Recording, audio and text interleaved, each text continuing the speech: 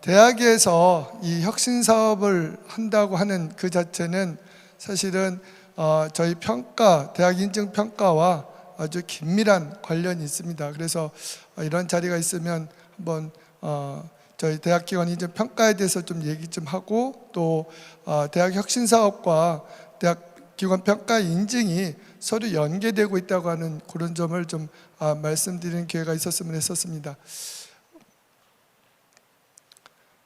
크게 한 4가지 정도로 지금 말씀을 드리려고 하고요. 가능한 혹시 또 질문사항이 있을지 몰라서 내용은 많이 제가 담아놨는데 그 많은 내용을 다루기에는 시간이 좀 짧고요. 간단 그 중요한 부분만 좀 말씀드리면서 설명을 좀 드리고자 합니다. 우선 그 4주기 대학기관 평가 인증에 대해서 간단하게 좀 설명을 좀 드려야 될 것 같습니다. 저희가 지금 1주기, 2주기, 3주기, 4주기가 이제 내년부터 시작됩니다.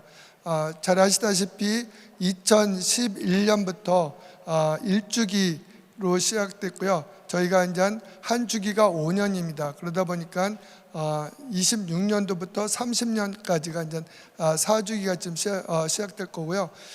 이 중에는 아직 그 3주기 모니터링을 아직 안 받은 대학들도 있을 겁니다. 그래서 3주기와 4주기가 지금 걸쳐서 같이 진행된다고 하는 것을 이해하시면 될 것 같습니다. 기본적으로 저희가 4주기까지 오지만 1주기부터 2주기, 3주기, 4주기 매번 그 주기가 바뀔 때도 대학기관 평가 인증의 어떤 일관성, 이거는 계속 좀 유지를 하려고 했고요. 또 하나는 대학기관 평가 인증이 우리 자체적인 우리 나라에만 적용되는 게 아니라 이게 결국 외국에서도 인증에 대한 국제적인 통용성, 이런 부분이 필요로 하고 있습니다. 그래서 저희 평가원에는 고등교육 정보센터가 있습니다. 또 별도로. 그래서 그쪽에서 이제 외국과의 어떤 학위 자격에 대한 그 정보를 제공하거나 이런 부분을 저희가 또 같이 하고 있는데, 이런 것이 바로 이제 인증이 돼야지만 이런 그 또 정보 공유도 되지 않나는 생각이 듭니다. 그래서 저희가 계속하면서 어쨌든 대학의 의견을 좀 받아서, 대학의 의견을 받아서 저희가 이제 평가의 어떤 편람도 개발하고 또 매 주기마다 좀 변화를 좀 시도하고 있다는 것을 이해를 해주시면 될 것 같습니다. 기본적으로 대학기관 평가의 어떤 그 기본 방향 쭉 보시면 아시겠지만 가장 중요한 부분은 바로 첫 번째가 아닐까 하는 생각이 듭니다. 대학의 질 보증과 질 개선의 지향인데, 이것이 바로 대학 혁신 사업과도 일통 연결이 되는 부분이 아닐까 하는 생각이 듭니다. 그래서 이런 부분을 좀 봐주시면 좋을 것 같고요. 저희가 그 4주기 대학기관 평가 인증의 그 내용을 보면 4개 영역에 24개 평가 준거로 이루어져 있습니다. 그래서 기본적으로 3주기와 4주기가 조금 변화가 있어요. 그 변화에 대한 부분을 좀 말씀을 드려야 될 것 같은데요. 저쪽 보시기에 이제 왼쪽에 있는 부분이 이제 3주기의 편람이고 오른쪽이 이제 4주기입니다. 그래서 보시다시피 3주기에는 영역이 5개였습니다. 영역이 5개였고 4주기 때는 저희가 이제 4개 영역으로 줄였습니다. 줄인 이유 중에 하나는 대학의 평가에 대한 부담을 좀 줄여줬으면 좋겠다. 영역을 하나 줄인다고 하면 담당하는 자체평가위원이라든가 좀 부담을 좀 줄일 수 있다고 해서 저희가 좀 줄였고요. 그렇다고 해서 줄였다고 해가지고 평가 내용이 좀 줄어든 건 아닙니다. 조금 더 통합을 하고 조정을 했다는 것을 말씀드릴 수가 있고요.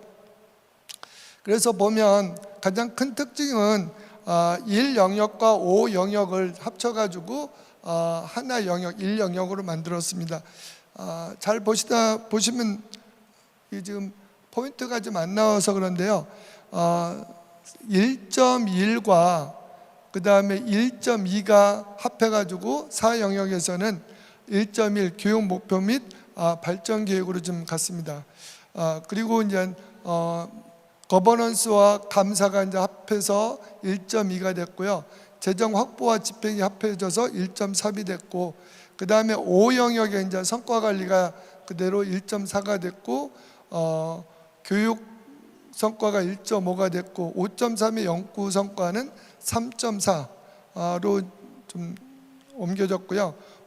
그리고 이제 5.4 추창업 지원 및 성과가 이제 4.3으로 갔고, 5.5와 5.6은 합해져서 1.6으로 갔습니다. 그래서 1영역과 5영역이 대체적으로 합해서 한 개 영역으로 갔다고 하는 걸 좀 이해를 하시면 될 것 같습니다.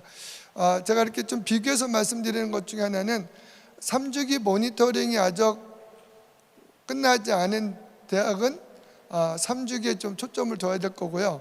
3주기 모니터링까지 끝난 대학들은 내년부터 시행되는 4주기에 초점을 좀 둬야 될 것 같습니다.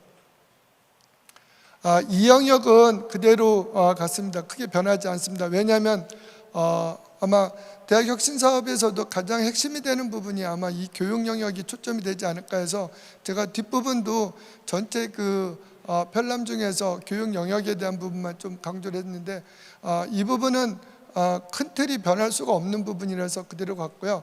3영역에서는 아까 말씀드렸던 그런 내용들이 들어왔고, 4영역도 마찬가지로, 그래서 4개 영역에 24개 중거로 이루어졌다고 하는 것을 좀 이해를 하시면 될 것 같습니다.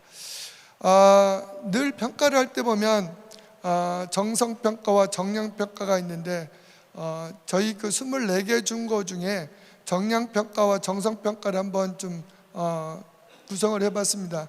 지금 빨간 표시가 되어 있는 게 이제 정량평가고요. 이 부분은 정량 플러스 정성이지만 정량이 좀 더 초점이 두고 정성이 좀 따라가는 거고, 그렇지 않은 부분들은 정성평가로 이루어지는 부분입니다. 여기서 4개 영역에서 보지만 4개 영역 중에서 정량 노란 표시가 하나도 없는 영역이 어느 영역인가요? 이 영역이죠. 그래서 가장 교육과 밀접한 관련이 있는 교육과정 및 교수학습 이 영역은 전부 정성평가입니다. 물론 그 안에 이따 좀 제가 설명드리겠지만 정량 수치가 있지만 그것도 정성평가의 틀에서 좀 이루어진다고 하는 부분을 이해를 해주시면 될 것 같습니다. 평가 실적 기간을 좀 말씀드리면, 대학기관 평가 인증은 최근 3년 실적이다. 이게 기본입니다. 그래서 대학이 어느 시점에 평가를 받던 3년이 기본 실적인데, 여기 좀 빨간색으로 되어 있는 부분이 있을 겁니다. 원래 이제 3주기까지는요, 대학기관 평가가 상반기, 하반기 평가가 이루어졌습니다. 그런데 이제 내년부터 직접적으로 이제 국가장학금이라든지 학자금 대출, 또 여기 좀 재정지원 사업과 연계되다 보니까 기재부에서 재원을 미리 확보하려면 최소한 전년도 8월에는 통보가 돼야지만이 하반기에 기재부에서 재원을 확보한다고 해가지고 상하반기 평가를 이제 상반기 한 번만 이루어지고 있습니다. 그래서 상반기 평가해가지고서 그 결과를 통보를 해주면 교육부에서 발표하고 그걸 기재부에서 내년 국가장학금하고 이제 학자금 대출의 재원을 확보하는데 반영을 하기 때문에, 그래서 이제 상반기로만 평가를 하는데 26년하고 27년에 한해서는 하반기에 평가받는 대학이 상반기로 땡겨받는 대학들이 있다고 하면 그 대학들은 좀 어드밴티지를 주기 위해서 그 두 연도에 한해서만 평가 실적이 2년입니다. 그래서 잠깐만요. 그래서 24, 25 두 해만 되는 겁니다. 그러니까는 기본적으로 3년이고 25, 26, 27이 하반기에 평가를 받는 대학 중에 상반기 받는 대학만 2년이라고 하는 사실, 그래서 기본적으로 3년이라고 하는 사실을 좀 이해를 해주시면 좋을 것 같습니다.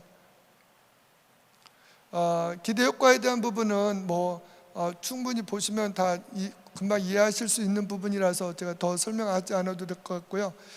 결과 활용에 대한 부분, 제가 이제 그 대학 평가원장으로 올 1월 1일부터 지금 평가원장을 지금 맡고 있는데, 제가 이제 일주기 시범 평가부터 대학 평가에 관여를 하다 보니까, 그래도 평가를 아는 사람이 이제 평가원장을 맡는 게 좋지 않냐고 해서 제가 이제 공모를 했고 이제 평가원장이 됐는데, 평가원장에 대해서 제가 계속 지금 얘기하고 있는 것 중에 하나는 그겁니다. 여기 계신 분들 아마 기본 역량 진단 딱 떠올리면 뭐 아주 해피한 얼굴은 하나도 없겠죠, 그죠? 다 스트레스를 받았을 텐데, 이제 평가는 정부 주도의 평가하면 안 된다. 이렇게 대학 자율협의체인 전문가들이 하는 평가들로 해야 되고, 다만 교육부나 정부에서는 평가 결과를 좀 활용을 해달라. 그래서 계속 지금 뭐 교육부도 그렇고 국회도 그렇고 국가교육위원회도 가서도 계속 정부 주도의 새로운 평가가 나오지 않도록 제가 계속 좀 설명을 하고, 대학교 평가 인증이 대학의 어떤 기본적인 여건을 개선하고 또 질을 잘 유지할 수 있도록 하는 평가로서의 그 어떤 체계라든지 이런 것들을 잘 설명을 하고 있습니다. 근데 이제 과거에는 기본 역량 진단이 있을 때는 기본 역량 진단에 대해 막 어렵다고 막 얘기하다가 그게 이제 없어지고 통합이 되니까 이제는 대학교 인증평가가 또 어렵다고 그렇게 말씀을 하시는데, 자꾸 어렵다고 말씀을 하시면 뭐가 생긴다? 정부 주도의 평가가 또 생길 수 있습니다. 그러니까 언제든지 저희 평가원에 늘 얘기를 하세요. 저희 평가원은 문턱이 아주 낮습니다. 어려운 게 없으니까 언제든지 연락해 주시면 평가 관련해서는 저희가 늘 대학과 소통하려고 하고 있습니다. 제가 그 평가원장으로 취임하면서 제가 드린 말씀은 그거였어요. 대학 평가원이 존재하는 이유는 대학이 있기 때문이고, 대학 평가원이 해야 될 역할은 모든 대학이 인증을 받게 하는 거다. 그게 제 소견이기 때문에 언제든지 평가와 관련해서는 연락을 주시면 될 것 같습니다. 그 주요 변경 사항은 좀 전에 제가 말씀을 드렸고요. 판정 기준은 지금 인증, 조건부 인증, 불인증 3개로 이루어져 있습니다.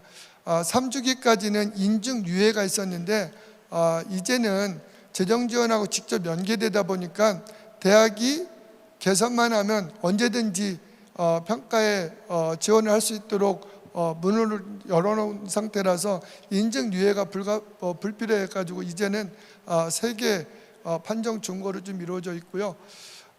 기본적으로 좀 내용을 보려면 조건부 같은 경우는 4개 영역 중에 1개 영역이 CP인 경우가 조건부가 해당이 되는 겁니다. 그리고 영역이 아까 제가 말씀드린 대로 6개 준거가 있다고 그랬잖아요.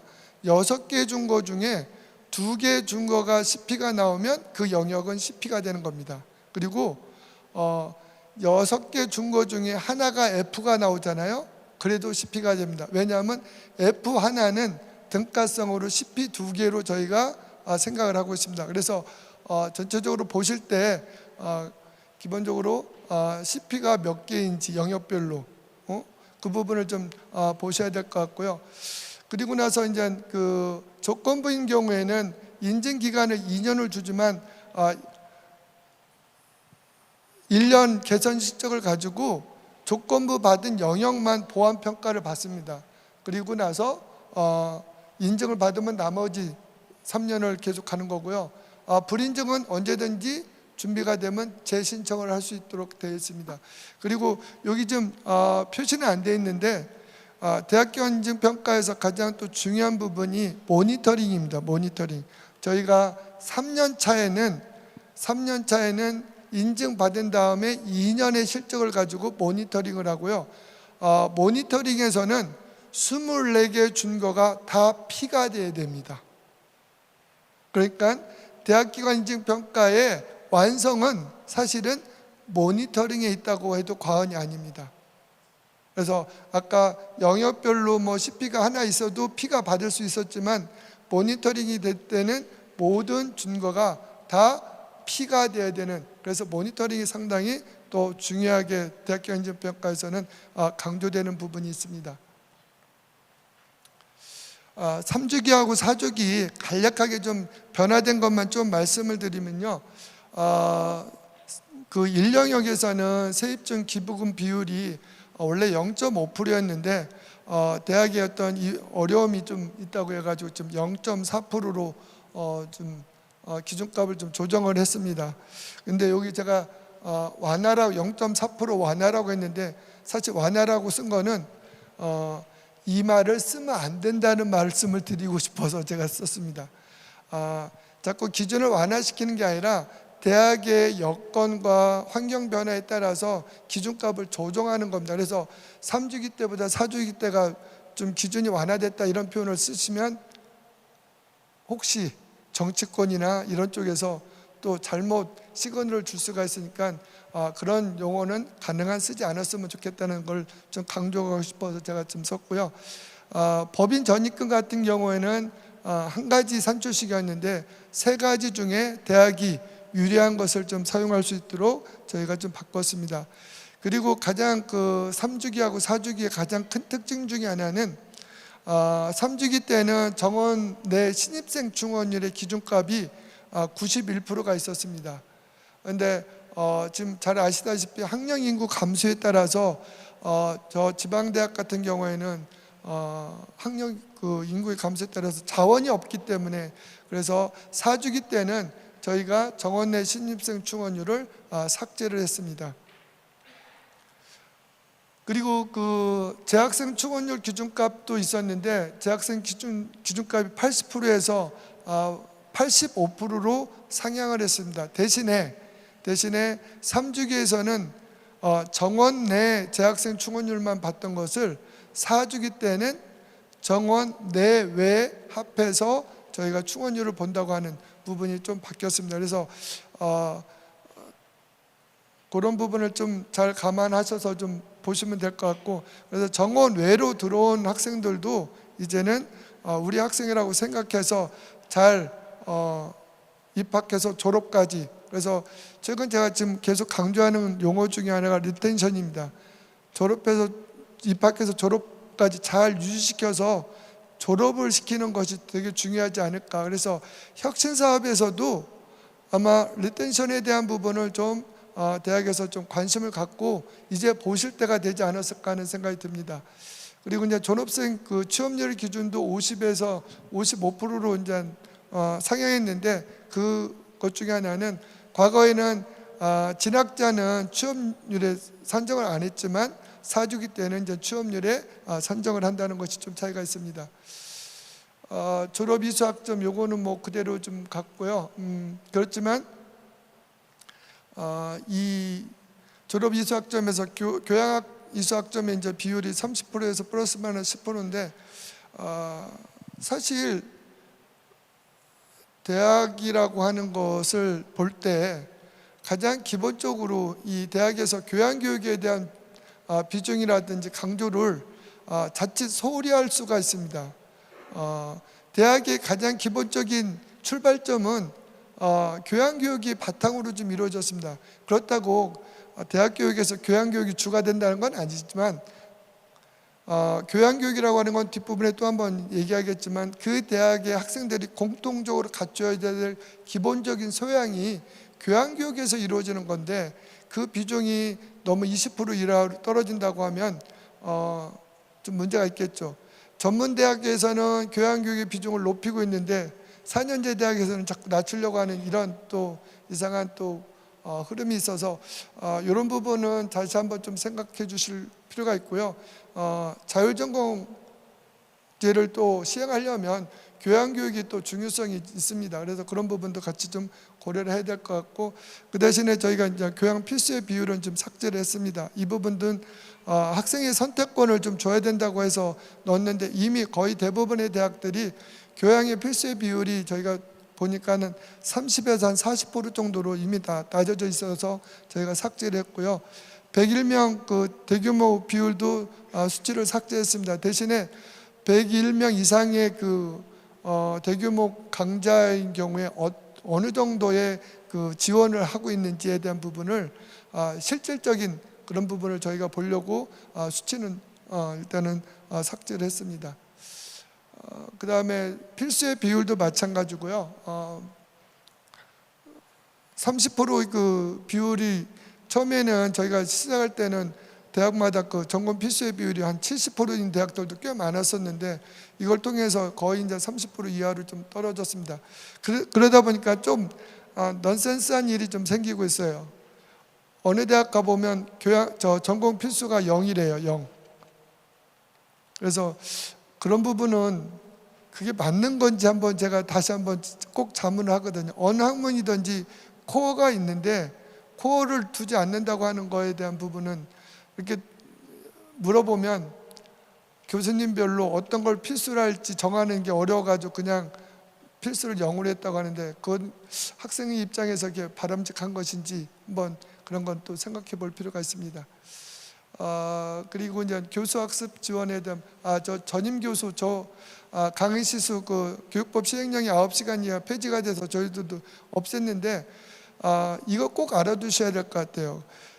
교육법 시행령에 강의 시수 9시간 없앤 이유 중에 하나는 일부 대학에서 6시간이든 3시간이든 줄이고 싶은데 이게 법에 있으니까 꼭 9시간을 지켜야 되는 것처럼 보인다. 그래서 이걸 없앴는데 자칫 책임 시수를 늘려도 되는 걸로 잘못 오해를 하시는 분들이 좀 있습니다. 그래서 제가 늘 강조하는데 책임 시수를 늘리는 것, 또 전체 전임교원의 그 강의 시수를 저희가 또 보거든요. 12시간을 초과하지 않도록 저희가 3주기 때 권장하고 있는데 그 기준은 수치를 삭제를 했지만 4주기 때도 계속 지속적으로 그 부분은 볼 거라는 것을 좀 말씀을 드립니다. 그래서 이것은 왜냐하면 정말 교육의 질을 잘 유지하기 위해서 어떤 것이 바람직한 것인가를 생각할 때 이 수치를 업됐다고 해가지고 뭐 늘리거나 그런 잘못 오해를 하시면 안 되고 계속 지속적으로 3주기, 4주기 갈수록 질을 잘 유지할 수 있도록 하는 것이 필요하지 않을까 하는 생각이 듭니다. 그리고 이제 저희가 그 대학교안이즘 평가 이 영역에서 가장 주안점을 뒀던 것이 1주기부터 각 대학의 CTA를 좀 만들고 활성화시키도록 유도했습니다. 처음에는 CTL이 없는 대학도 있었지만 지금은 모든 대학들이 CTL이 다 있고 기본적으로 교수학습 지원에 대한 기능을 잘 하고 있습니다. 다만 일부 대학에서 혁신사업을 한다고 해가지고 이 CTL의 기능을 약간 좀 낮추거나 조금 이렇게 흐릿하게 좀 하는 대학들이 좀 자꾸 보여가지고 그런 부분은 조금 본래의 기능을 잘 확대하는 것이 바람직하지 않을까 하는 생각이 들고요. 기본적으로 CTL 기능이 확대가 돼야지만이 교육의 어떤 내실화를 잘 할 수가 있습니다. 그거는 제가 오랜 동안 경험을 통해서 보면 어쨌든 CTL 기능이 살아난 대학들은 교육에 있는 부분, 모든 보고서라든지 뭐 대학교 안이즘 평가뿐만 아니에요. 교육 혁신 사업에서도 많은 기여를 하고 있지 않을까 하는 생각이 듭니다. 전임 교원 확보율 같은 경우에는 64% 중에서 4주기 때는 겸임 교원을 4%를 포함시킬 수 있도록 했던 부분이 좀 차이가 있고요.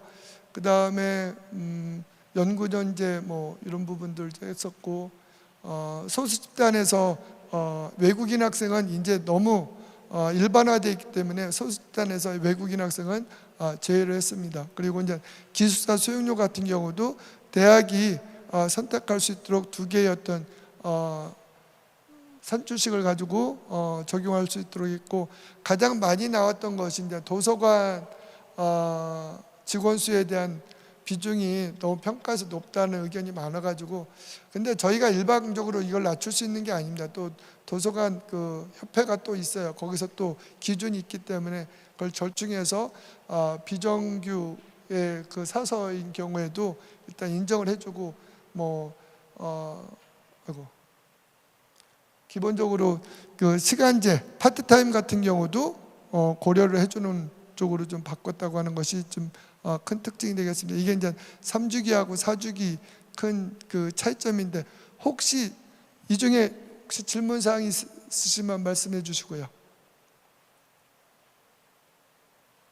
이게 좀 서로 대화하기가 좀 어색한 분위기라서 제가 이렇게 높이 올라와서 이렇게 뭘 강의하는 걸 되게 좀 안 좋아하는데 이게 단위 높으니까 좀 거리감이 있는데, 그래도 혹시 또 질문 사항 있으실까요?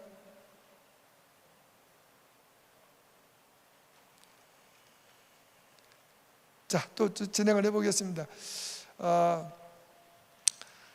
제가 이제 그 대학기관 인증평가에 대한 설명을 했고, 아까 회장님도 개회사에서도 좀 얘기를 했고, 아까 이제 축사에서도 좀 두 분 또 계속 얘기를 했는데, 회장님이 말씀하신 것처럼 대학기관 인증평가와 대학 혁신사업이 따로 가는 게 아닙니다. 따로 가지 않고 함께 가야 된다고 하는 걸 좀 강조하기 위해서 제가 오늘 이 자리에 왔습니다.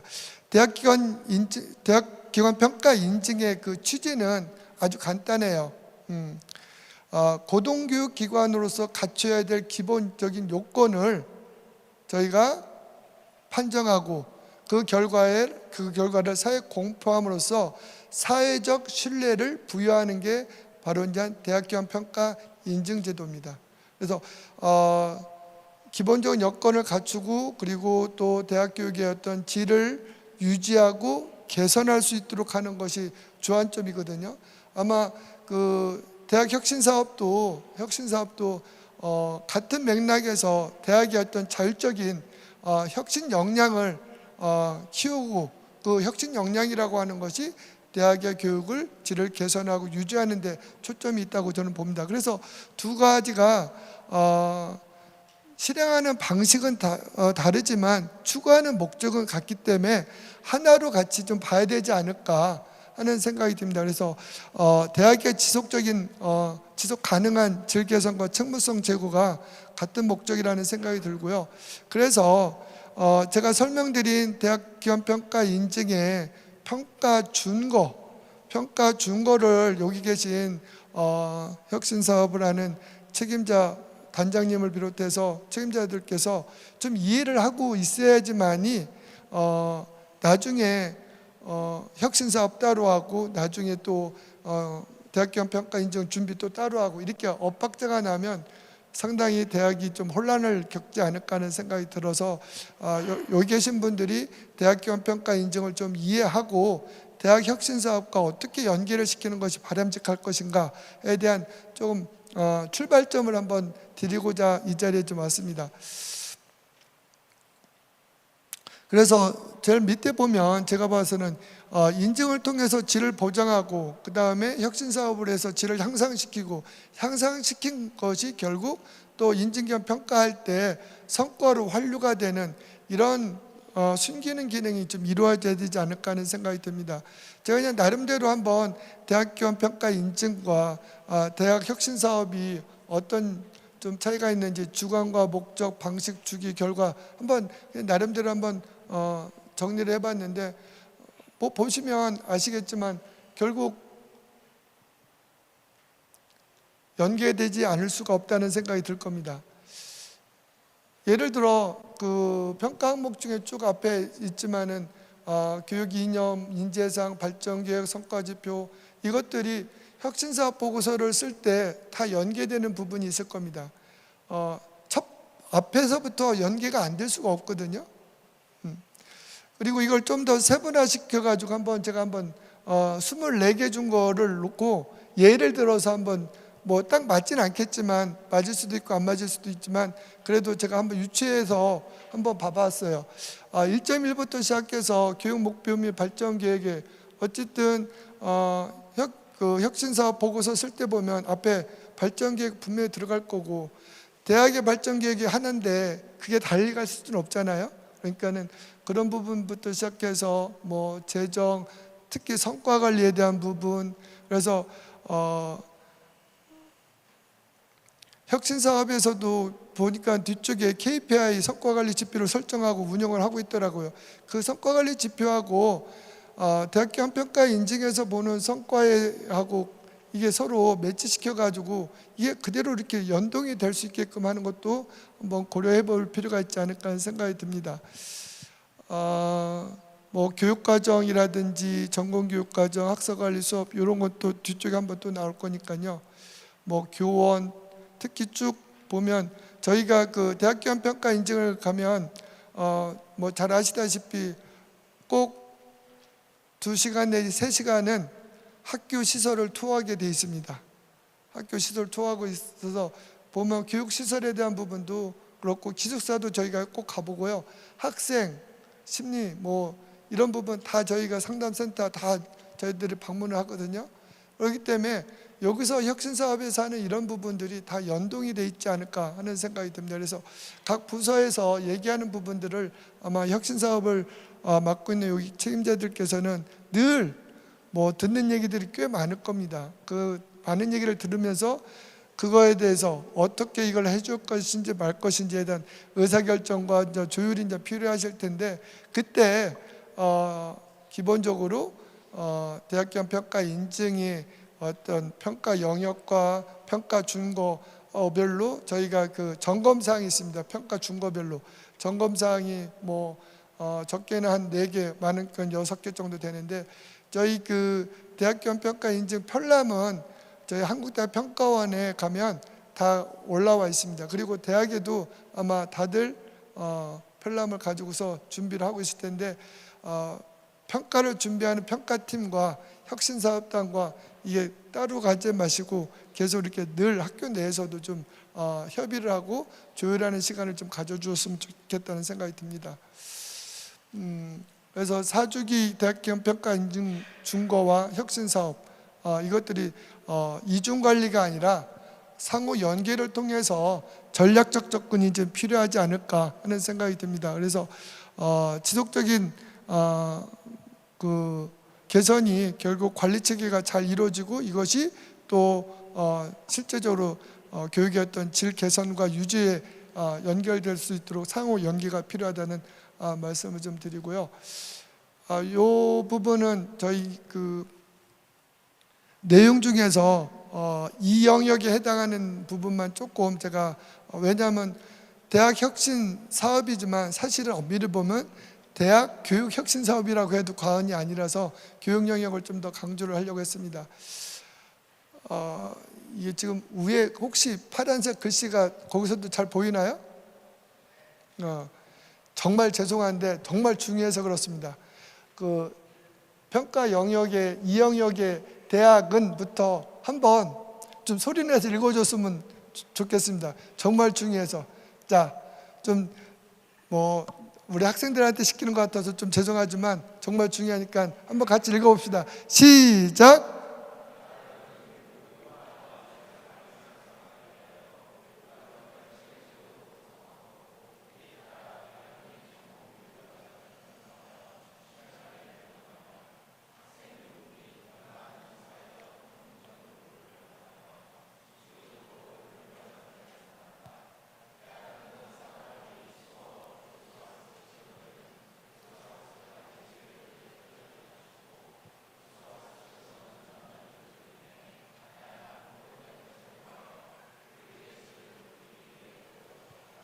네, 정말 고맙습니다. 한 번 정도는 정말 대학 교육에서 교육이라고 하는 부분에 대한 초점이 어디에 방점을 두고 있는지는 한 번은 좀 리딩이 좀 필요해서 그래서 한번 읽어주십사 좀 부탁을 드렸고요. 이 교육과정 및 교수학습에서 저희가 계속 거의 뭐 일주기부터 변하지 않는 내용입니다. 교육과정 체계, 교양 교육과정, 전공 교육과정, 학사관리, 수업, 교수학습 지원에 대한 부분입니다.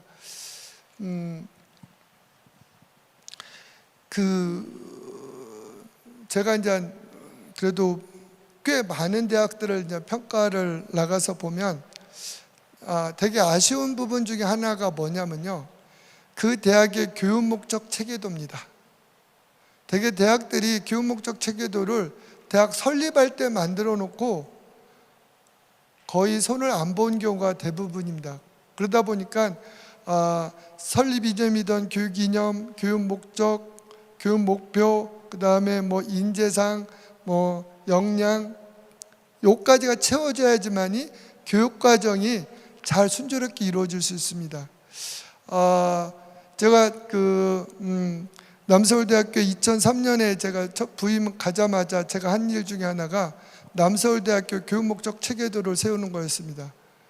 가지고 2004년에 제가 그걸 만들었는데, 그때 만들어놓은 틀이 지금까지도 유지가 되고, 모든 보고서라든지 뭐 교육과정 개발할 때, 왜냐하면 목표가 명확해야지 인재상이 나오고, 인재상이 있어야지 그거에 따른 역량이 구현이 되는데, 이 우회가 잘 안 되다 보니까 밑에 아마 역량을 뭐 고도화한다 뭐 한다 할 때 계속 어려움이 있는 그런 대학들이 의외로 많습니다. 그래서 혁신사업단에서 한 번 정도는 그 대학의 교육 목적 체계도가 잘 돼 있는지, 뭐가 문제가 있는지, 왜냐하면 교육 목표와 목적이 바뀌거나 너무 또 교육 이념이 너무 구체화되어 있거나 이런 대학들이 의외로 많습니다. 그래서 한번 그거를 한번 좀 해보시는 게 좋지 않을까 하는 생각이 들고요.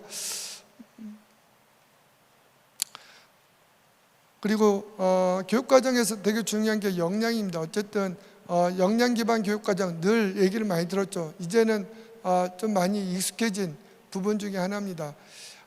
그 인재가 갖춰야 될, 인재상이 갖춰야 될 인재 그 역량이 뭔지를 설정하고, 그 역량을 커버하기 위해서 이제 교육과정이 편성이 되는 겁니다. 쭉 이렇게 이제 교육과정 체계에서, 그래서 가장 중요한 것 중에 하나, 그 2.1에서 많이 이제 나오는 것 중에 하나가, 교육과정을 전체 대학 차원에서 핸들링하는 본부 차원의 컨트롤 타워가 바로 이제 교육과정 심의위원회입니다. 뭐 학교마다 좀 명칭은 다르겠지만, 이거는 전공교육과정과 교양교육과정을 다 합해서 대학의 교육과정을 다뤄야 되는데, 기본적으로 교육과정이라고 하는 건 이렇게 이루어집니다. 편성하고, 교과목을 편성하고, 개설하고, 운영하고, 그리고 그 운영된 거에 대한 성과를 분석하는 게, 이게 바로 교육과정의 그 흐름입니다. 이 흐름이 잘 이루어지도록 하는 것이 필요하지 않을까 하는 생각이 들고요. 이거를 잘 운영하는 걸 관장하는 것이 바로 밑에 있는 교육과정위원회입니다. 그래서 교육과정위원회가 이제 대학별로 보면 뭐 보직자 중심으로 이렇게 이루어지다 보면 실제 이 편성과 개설과 운영과 성과를 심의할 수 있는 기능을 제대로 발휘할 수가 없습니다. 그래서 저희가 이제 교육과정위원회는 교육과정을 좀 잘 아는 분, 그렇다고 꼭 교육학 전공자를 하라는 게 아니라 학과별로도 전공 교육과정을 오랫동안 핸들링하고 고민했던 사람이 있으면 그 사람이 전문가가 되겠죠. 그래서 실제 이런 기능이 잘 이루어질 수 있는 교육과정위원회가 적절하게 구성이 돼 있는지 안 돼 있는지 저희가 보고 있습니다. 근데 뭐 어느 대학은 갔더니만 우리 교육과정위원회에 학생도 넣습니다라고 이렇게 좀 얘기를 하시는데, 요 교육과정위원회는 교육과정을 잘 알고 심의할 수 있는 전문가가 필요한 거지 의견 수렴하는 학생이 필요한 게 아닙니다. 학생은 그 밑단에서 교육과정을 편성할 때 의견을 수렴하고 잘 반영하는 게 중요하지 않을까 하는 생각이 들어서 좀 말씀드리고요. 또 하나는 교육과정위원회가 꼭 외부 인사를 꼭 포함시켜야 되느냐, 반드시 그런 건 아닙니다. 저희가 보는 건 정말로 교육과정을 심의할 수 있는 그런 사람, 전문가로서 구성이 돼서 그 기능을 제대로 하고 있는지를 좀 보고 있습니다. 나머지는 아마 좀 보시면 좀 이해가 되실 것 같고요.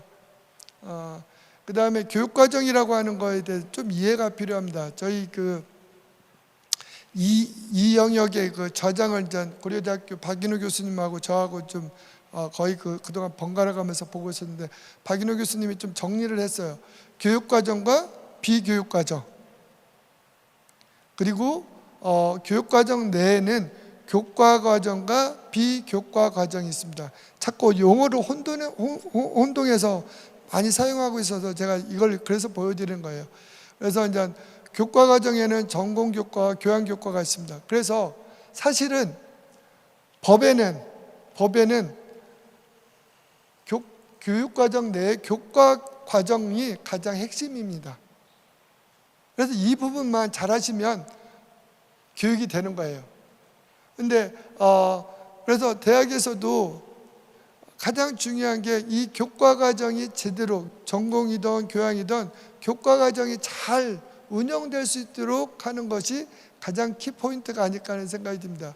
그리고 나서 교과에서 조금 커버가 안 되는, 그러니까 비교과 과정이라고 하는 건 학점이 부여되지 않는, 뭐 예를 들어 전공에서 학술답사를 간다든지 현장 견학을 간다든지 뭐 이런 것들이 비교과 과정에 속하는 거고요. 비교육 과정의 학습 지원, 진로 지원, 추천업, 심리 상담은 사실은 학생 지원 프로그램이라고 보면 되겠습니다. 학생 지원 프로그램. 그러니까 엄밀하게 얘기하면 교육 과정은 아니고 교육 과정을 잘 이루어질 수 있도록 학생을 지원하는 프로그램인데, 이 비교육 과정이 지난 기본 역량 진단 때 하도 강조가 되다 보니까 오히려 교과 과정보다 비교육 과정이 더 중요한 것처럼 좀 인식이 되고 있습니다. 그래서 그게 아니고 대학에서 교육 과정에서 가장 중요한 건 뭐다? 교과 과정이다 라고 하는, 그래서 교과 과정에 대한 부분이 잘 이루어질 수 있도록 하는 것이 가장 첫 번째라고 하는 걸 좀 말씀드리겠습니다. 이건 뭐 그 표고요. 그 다음에 교양교육과정, 아까 말씀드렸듯이 교양교육이라고 하는 건 그 대학 학생들이 공통적으로 가져야 될 기본적인 소양이 교양교육을 통해서 이루어지고요. 특히 왜 교양교육이 중요하냐면 아까 인재상과 더불어서 역량을 만들었잖아요. 이 역량을 뭐 4개든 6개든 만들었으면 역량을 커버할 수 있는 것이 결국 교양교육이 아닐까. 왜냐하면 교양교육은 모든 학생들이 다 들으니까요. 그래서 저희가 이제 역량 베이스로 한다고 했을 때 역량과 교양 필수의 연계를, 물론 뭐 그 말씀을 하시죠. 어떤 역량이 한 과목만 어떻게 커버를 하느냐, 뭐 그렇지 않고 여러 개의 역량을 커버하는 거 아니냐라고 말씀하실 수 있는데, 그럼에도 불구하고 특정 역량이 연계가 된다고 하는 부분은 좀 가지고 있어야지만이 그 대학의 역량을 학생들이 교양 필수를 들으면 최소한 그래도 교육이 이루어졌다고 우리가 볼 수 있지 않을까 하는 생각이 듭니다. 그래서 그런 부분을 좀 강조한 부분이 있고요. 그래서 뭐 강좌당 수강생 수 규모라든지 전임기원의 교양 과목 담당 비율이라든지 이거는 교양교육의 어떤 질이 일관성 있게 잘 유지하는 데 있어서 기본적으로 필요한 요건이라고 생각해서 저희가 지금 보고 있는 사항입니다. 쭉 이렇게 좀 보시면 뭐 되시겠고요. 저희가 그 3주기 때 조금 잘못 어나운스 된 것이 오해를 사는 부분 중에 하나가, 맨 마지막에 보면 교양교육 운영 지원 체계가 마련되어 있는가 해가지고 규정, 조직, 인력이 있었습니다. 웬만한 크기의 대학들은 다 교양과 관련된 조직이 다 갖춰져 있었습니다. 그런데 저희가 소규모 대학 같은 경우에는 사실 쉽지가 않아요. 그래서 이 소규모 대학 때문에 조직은 어떻게 갖춰져 있어야 되고 인력은 몇 명이라고 딱 명시하기가 어려웠습니다. 그래서 저희가 기본적으로 아까 얘기했던 교양교육의 어떤 편성과 개설과 운영과 성과에 대한 이런 것들이 잘 이루어질 수 있도록, 특히 교양교육에 관련된 그런 부분들이 잘 이루어지고 있는지 기능 중심으로 보고 됐더니만 일부 대학들이 있던 그 교양교육의 지원 조직과 인력을 자꾸 또 낮추는 또 이상한 또 방향으로 가는 또 대학들이 생기고 있습니다. 근데 여기 계신 단장님들은 뭐 아시겠지만 해외 선진국의 좋은 대학들 가서 다 보면 교양교육을 엄청 강조하고 있습니다. 그게 기본이라고 생각해서. 그렇기 때문에 교양교육이 잘 이루어지도록 하는 것도 대학교육의 전공이 제대로 활성화되는 데 있어서 중요한 기능이 아닐까 하는 생각이 들고, 그 대학이 공통적으로 갖춰야 될 공통적인 소양을 교양교육에서 좀 지원을 해야 된다는 생각이 듭니다. 그래서 제가 이런 표들을 보고 실제 강좌 규모의 학생 수를 좀 보고 있습니다. 전공 같은 경우에는 많은 분들이 그 대학에서 전공교육 과정에 대해서 최근 들어 좀 더 점점 고민을 많이 하고 계시는 것 같아요. 전공의 어떤 그 자율성은 학과에 있는 건 분명합니다. 다만 그 자율성을 발휘하는 데 있어서 어떤 커다란 카테고리의 어떤 범주를 설정하는 거는 대학 본부 차원에서 해야 될 일일 거라는 생각이 들어요. 그래서 아까 말씀드렸던 전공 필수가 0이다 이런 것이 과연 바람직한가 하는 것에 대한 거는 본부 차원에서 좀 봐야 될 부분이 아닐까 하는 생각이 들고요.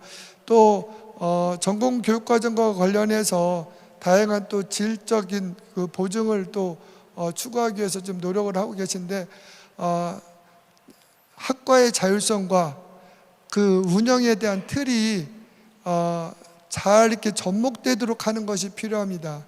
너무 본부에서 틀을 가지고 전공 교육의 어떤 자율성을 너무 또 침해하면 바람직하지 않을 거고, 또 그 전공이 또 교수님들의 어떤 편의주의로 또 교과목이 운영되고 있다고 하면 그것도 바람직하지 않기 때문에 그런 부분은 본부 차원에서 또 잘 또 관리하는 것이 좀 필요하지 않을까 하는 생각이 들고요.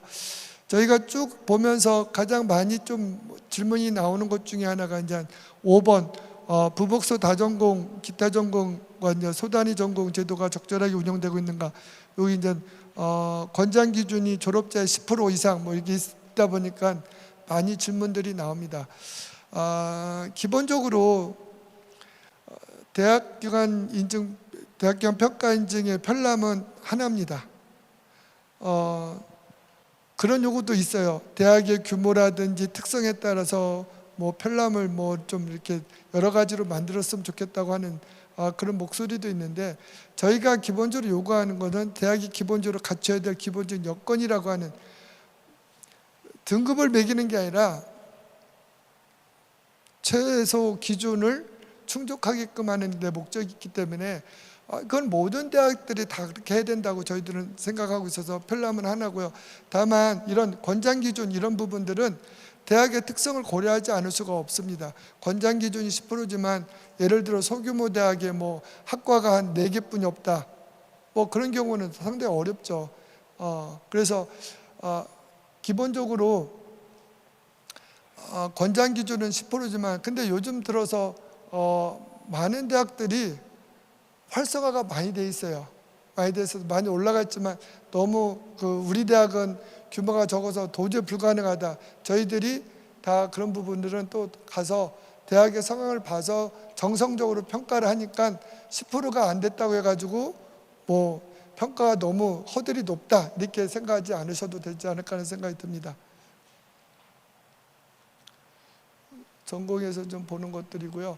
그 다음에 학사 관리에 대한 부분인데, 학사 관리는 사실 규정대로 운영하지 않는다고 하면 큰 문제가 있겠죠. 그래서 규정대로 잘 운영을 하고 있을 텐데, 기본적으로 성적에 대한 부분, 성적 관리, 특히 학습 부진 학생의 지원 체계는 어떻게 이루어지고 있느냐 하는 부분, 이런 부분들이 조금 더 관심 있게 좀 보고 있고요.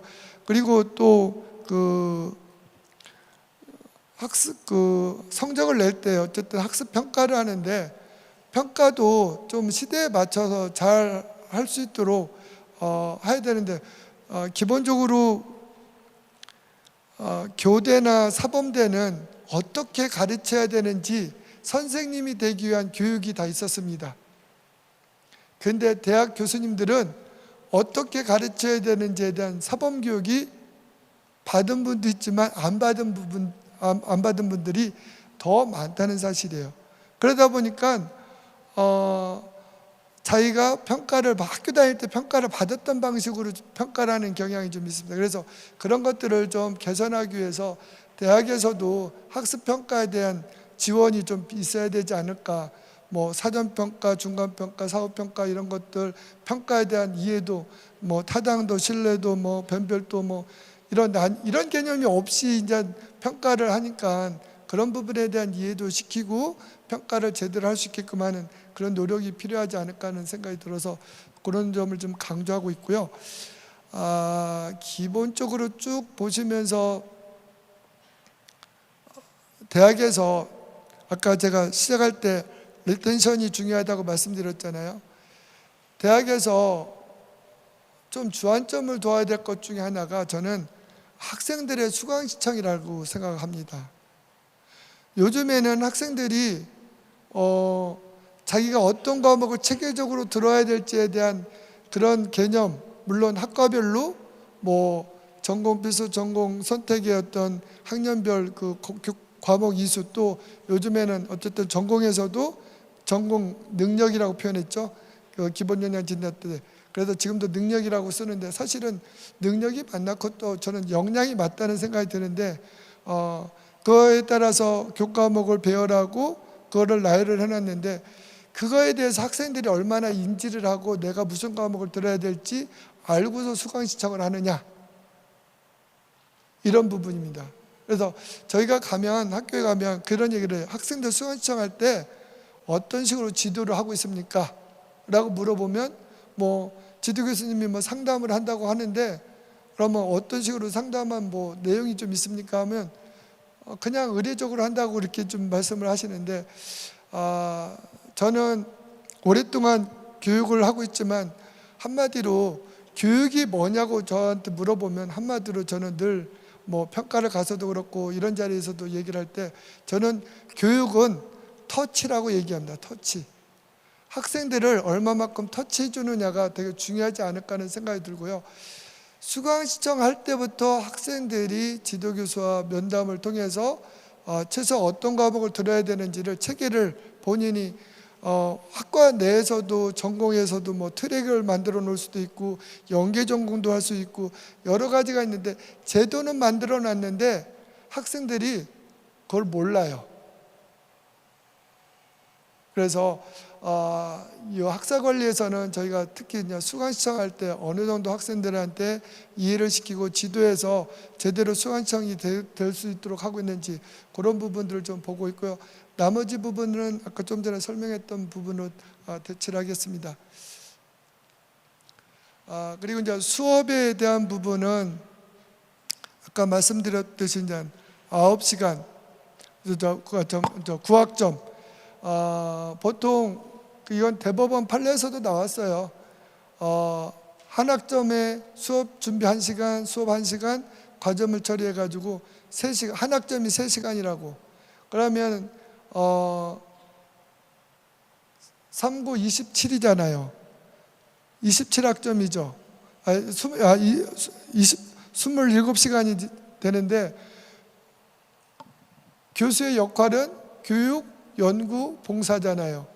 40, 20으로 친다고만 하더라도 27시간 플러스 27시간 플러스 거기에 20% 반 해보세요.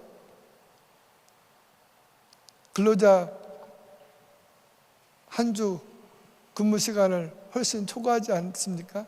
그런데 거기다가 자꾸 넘어가서 죄송합니다. 거기다가 12시간 한다고 하면 36시간이에요. 그러면 교수들이 시간이 과대로 늘어나니까 어떤 것 빼겠어요? 수업 준비 1시간 빼야죠. 과제물 처리 1시간 빼. 수업 시간만 하는 거예요.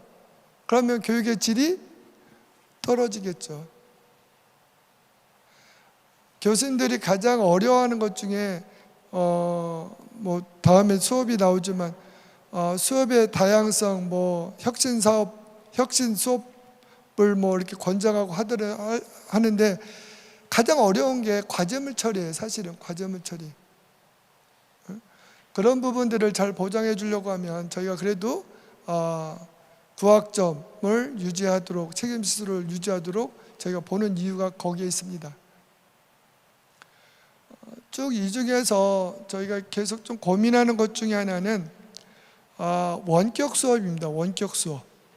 대학에서 코로나 상황과 더불어서 원격 수업에 대한 이제 거부감이 없어지고 많이 좀 하고 있는데 하는 건 좋은데 질 관리가 안 되고 있다는 거죠. 질 관리가. 우리도 원격으로 했을 때 얼마나 대면보다 더 열심히 한다고 누가 장담할 수 있습니까? 그런 부분들을 제대로 잘 케어하고 확인하고 도와줄 수 있는 체제가 갖춰진 상황에서 원격 교육이 이루어지고 있는지 없는지 이런 부분들을 저희가 좀 사주기 때 관심 있게 좀 보려고 좀 생각을 하고 있습니다. 나머지 부분들은 1주기, 2주기, 3주기 계속 진행되는 부분이어가지고 크게 어려움이 없이 좀 잘하고 있지 않나 하는 생각이 듭니다. 이제 맨 마지막에 이제 그 교수학습 파트인데 그동안 교수학습 파트가 그래도 잘 체계를 잡지 않았나 하는 생각이 들고요. 사실 외국에 가보면 이 부분이 훨씬 더 강화가 되어 있습니다. 그런데 저희가 더 강화를 시키고 싶은데도 불구하고 잘 아시다시피 대학의 등록금 동결과 재정적인 어려움 이런 것 때문에 더 강화를 못 시키고 있는데 지금 있는 수준에서라도 잘 좀 유지를 해주셨으면 좋지 않을까. 그래서 교사학습 교육 매체의 그 영역별로 인적 구성이라든지 예산 편성 집행 프로그램 운영 이런 개선 이런 것들을 좀 보고 있습니다. 특히 가장 중요한 것 중에 하나가 교사학습 지원의 전임 연구 개발 인력의 전문성입니다. 이 부분에 대한 질문이 가장 많이 들어와요. 저희가 처음에는 교육학으로 했다가 너무 또 이 시장이 좁아서 교육학 관련으로 좀 확대를 했습니다. 그랬더니 너무 터무니없는 걸 또 요구하기는 하는데 저희가 어쨌든 교육학 관련으로 해서 학위 소지자가 경력을 갖고 있다고 하면 인정을 해주는 상황이거든요. 그래서 그런 부분을 좀 잘 활용해 주시면 좋을 것 같고, 그리고 또 하나는 저희가 여기서 이제 보는 것 중에 규모가 큰 대학들 같은 경우에는 어쨌든 무기계약직을 비롯해서 정규직을 좀 채용해 주십사. 왜냐하면 1주기부터 지금까지 오면서 2년 주기로 너무 철새처럼 막 옮겨 다니는 거예요. 그러다 보니까 사람이 바뀌니까 프로그램의 연속성이라든지 이런 부분들에 되게 문제가 좀 생겼습니다. 그래서 저희가 3주기 때부터 좀 강조했고 4주기 때는 더 좀 강조하는 것 중에 하나는 규모가 큰 대학인 경우에는 정규직을 채용해서 CTL을 좀 안정적으로 운영해달라 하는 그런 부탁을 좀 드리고요. 그리고 그 예산 편성 및 집행, 저희가 여기도 이제 정성평가인데 얼마를 해야 되느냐 이건 없습니다. 근데 그 대학에 가서 대학의 규모라든지 인원이라든지 프로그램 운영의 어떤 가능성 이런 것들을 고려해서 저희가 좀 보고 있고요. 다만 조금 자꾸 부탁드리는 건 이게 우상향이 돼야 되는데 우하향이 되거나 하는 경향이 생깁니다. 어떻게 생기냐면 평가를 받는 해는 쭉 올리고 평가를 받고 난 다음에는 내려가고 그러다 모니터링 할 때 딱 보면 또 문제가 되고 이런 대학들이 좀 생깁니다. 그래서 다른 건 몰라도 혁신사업에서 CTL에 대한 예산만큼은 좀 관심 있게 좀 보시고 유지해 하든가 아니면 상향에 대한 부분을 좀 늘 한번 좀 체크해 주십사 좀 부탁을 드리겠습니다. 프로그램 같은 경우도 1주기 때는 주로 특강이나 워크숍이 좀 많았지만 이제는 주로 이제 맞춤형의 어떤 프로그램 이런 것들을 저희가 좀 많이 요구를 하고 있습니다. 그래서 그런 부분을 좀 보시면 될 것 같고요. 특히 이 프로그램 요구조사, 만족도 평가 이런 부분은 특히 교육혁신사업에서 성과 관리하고도 같이 꼭 연계시켜서 한번 보시는 것도 필요하지 않을까 하는 생각이 듭니다. 기본적으로 제가 지금 이 영역 중심으로 해서 좀 말씀을 드렸는데 어떤 부분은 좀 궁금증이 생길 수도 있을 것 같습니다. 근데 제가 이제 평가 원장으로 되면서 계속 강조하는 것 중에 하나는 평가 편람이 분명해야 되고 편람에 있는 내용을 대학에 계신 분들이 정확히 알고 있어야 된다. 왜냐하면 이게 평가는 대학의 어떤 발전에 대한 시그널인데 어떤 방향으로 가야 되는지 정확히 알려줘야 된다고 해가지고 저희가 올해도 2번에 걸쳐서 영역별로 직무 역량 교육을 했습니다. 그래서 평가 관련된 분들은 저희들한테 와가지고 뭐 원하시면 4개 영역을 다 듣고 또 저희가 4개 영역 플러스 또 하나는 보고서 작성까지도 저희가 교육을 했거든요. 그래서 여기 계신 단장님들도 기회가 되면 좀 평가를 좀 이해하고 혁신 사업을 하고 싶다고 생각하시면 저희 그 직무 역량 교육할 때 참여를 해주시면 좋을 것 같고 그런 속에서 여기 계신 분들도 저희 평가위원으로 또 참여를 좀 하실 수 있으면 좋지 않을까. 제가 보니까 몇 분은 저희 지금 평가위원으로 참여하는 분도 있는데 더 많이 좀 교육을 잘 아시는 분들이 평가위원으로 좀 참여를 해주셨으면 좋겠다는 생각이 듭니다. 처음에 시작했던 그 얘기입니다. 대학교원 평가 인증과 대학교육 혁신이 잘 연계됐으면 좋겠다. 그래서 그 혁신 사업의 실질적인 변화를 이끌었다고 하면 그것이 결국 인증에서도 그대로 반영이 돼서 인증이 어려운 문턱이 아니라 그냥 낮은 문턱으로 대학에서 받아들일 수 있었으면 좋겠다는 생각이 듭니다. 그래서 혁신 사업의 어떤 책임자인 여러분들이 대학교원 평가 인증의 어떤 흐름과 평가 준거를 잘 이해하는 것이 필요하지 않을까 하는 생각이 들고요.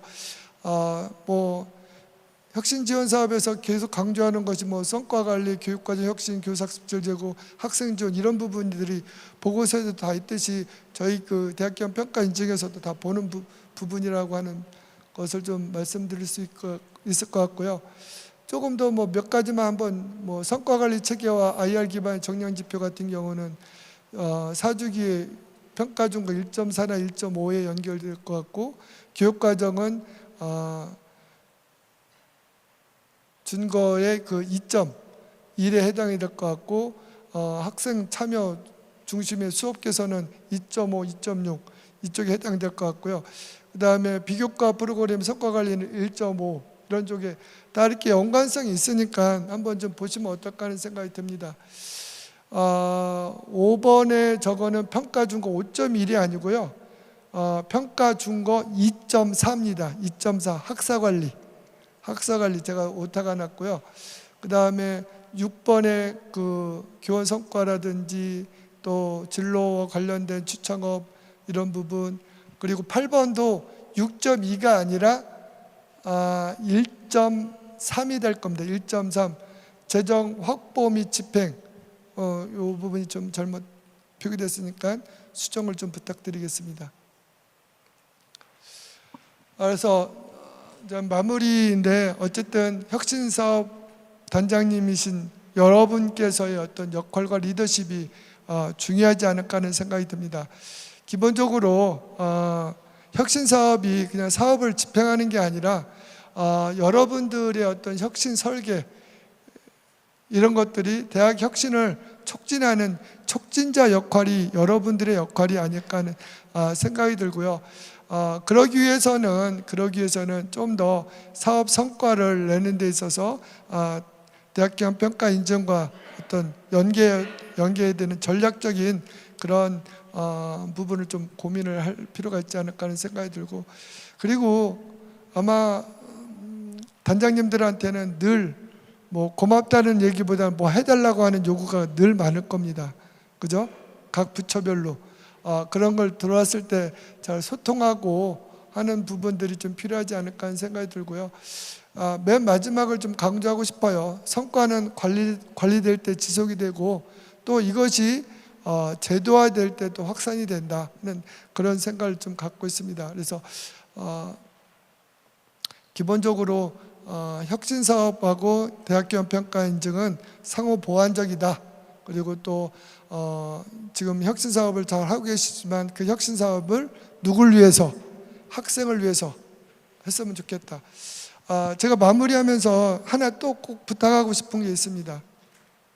제가 이제 오랫동안 평가를 하면서 그 얘기를 해요. 대학에서 대학에서 연구를 하죠. 눈에 보이지 않는 미생물에서부터 우주, 천체까지 모든 분야를 다 연구를 합니다. 근데 대학이 잘 연구하지 않는 곳이 있어요. 어딘지 아세요? 대학이 대학 자신을 잘 연구하지 않습니다. 제가 이제 평가 나가면 청년님들이 저한테 물어봐요. 우리 대학을 좀 한 단계 업그레이드 시키기 위해서 좀 어떻게 해야 되냐. 뭐 여러 가지가 있을 수가 있겠죠. 여러 가지가 있을 수가 있는데 제가 그 얘기를 해요. 대학 직원 선생님들 중에 보고서를 쓸 수 있는 3분만 발굴해내라. 그러면 그것이 모티브가 될 수가 있을 것이다. 왜냐하면 대학을 잘 아는 사람이 있어야 되는데 보직 교수님들은 늘 바뀌어요. 바뀌면 또 초보자야. 그리고 평가 담당하시는 분들도 바뀌면 또 초보자야. 그러니까 여기 계신 분들도 어떤 분은 지금 제가 얘기하는 내용이 잔소리처럼 좀 귀가 그냥 피곤할 정도로 너무 잘하시는 분도 있고, 어떤 분들은 저게 뭐지? 편람이 뭐지? 평가 준거가 어떻게 되는 거지? 이런 분도 있고, 이 갭이 너무 크다는 거죠. 그래서 대학에서 혁신 사업을 할 때 외주 많이 주는 거 알고 있습니다. 근데 외주 주면 그 역량이 대학에는 하나도 안 쌓입니다. 발전기획도 마찬가지고요.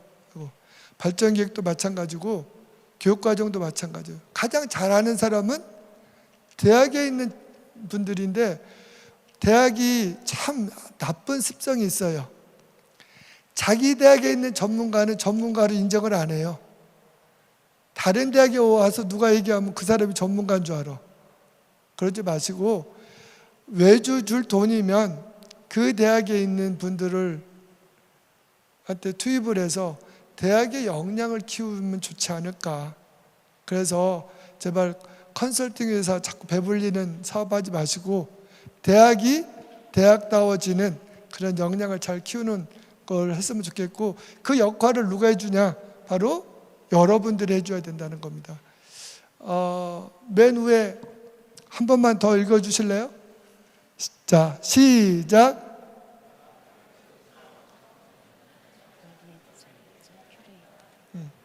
제가 큐레이터로 여러분들을 보고 있습니다. 대학 혁신의 촉진자이자 큐레이터로서 정말 우리 대학에서 누굴 위해서, 학생을 위해서, 학생 성공이란 말을 그냥 그 표어로 그냥 쓰지 마시고, 진짜 누가 그러더라고. 지난번 그 국회에서 포럼 했을 때 갔더니 국회의원이 인사말 중에 그 말 하더라고요.